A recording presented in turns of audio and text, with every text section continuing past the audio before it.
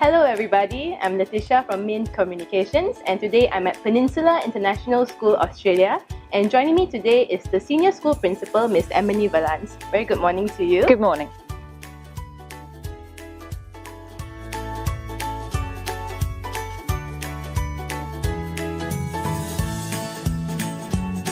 For people who are not familiar with it, can you describe the Victorian curriculum?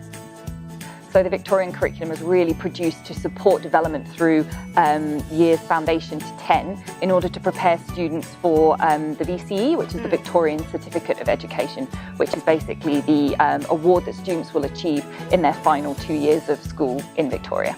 And probably one of the things that for me stands out with the Victorian curriculum and is why I'm really passionate about teaching it is it works on a learning continuum. So a student in Year 5 might actually be a level 2 or they might be a level 10. We all know that children come to school with a whole range of different past experiences and different skill sets.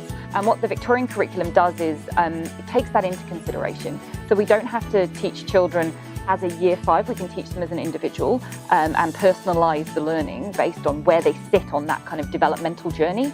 And for me, that's something that all of the modern educational research tells us is what we should be doing, but a lot of curriculums don't allow us to do. So the Victorian curriculum allows us to do that and be flexible. And does the curriculum have any core principles? One of the core principles is this learning continuum, and that has a big impact on assessment. And so rather than assessment being based on grades, it's based on set skills. So what happens to a student who's going through the Victorian curriculum is rather than always being an A and never really knowing what they need to do to get to the next stage, or from the other's perspective, always being a D or an E grade student, they actually get to see the progression that they make through their studies. The impact that has in terms of their motivation, their willingness to engage and learn and feel like they're able to progress is really positive. And for me, that's one of the real strengths of the Victorian curriculum and what underlines it in terms of its sort of key principles.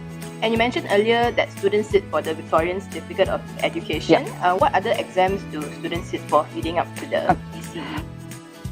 So I guess coming back to those core principles, it's about tracking progress throughout the whole of a student's sort of learning journey. So starting in foundation and then moving all the way through to level 10, or which usually coincides with Year 10. Once students complete the Year 10, there is no external assessment, there's no external exams, so it takes away the pressure and allows them to focus on their own learning and finding out what their passions are and building a love for learning. What then happens when they journey into Year 11 is they start the Victorian Certificate of Education, which is a 2-year course, which concludes with external exams at the end of the Year 12.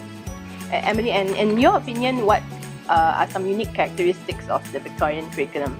For me, the Victorian curriculum, one of its biggest strengths is these capabilities. So they look and focus on things like creative thinking, problem-solving skills, intercultural skills and ethical skills and understanding of the world. That and as well this focus on the individual and personalising learning. We can use the levels to identify where a student's at when they join us, to find them on that level, on that developmental continuum, and then direct our teaching and learning specifically to the needs of those individual students. That's a huge strength for this curriculum. And why should parents consider the Victorian curriculum for their children? Aside from the previous points that I've made, I think that one of the advantages for the Victorian curriculum, and specifically the Victorian Certificate of Education, is the direct pathway for universities in Australia. But it's also internationally recognised, so whether you want to go to university in Australia or Malaysia, the UK, the US, or wherever in the world, they all recognise the Victorian Certificate of Education as a suitable qualification for university entry.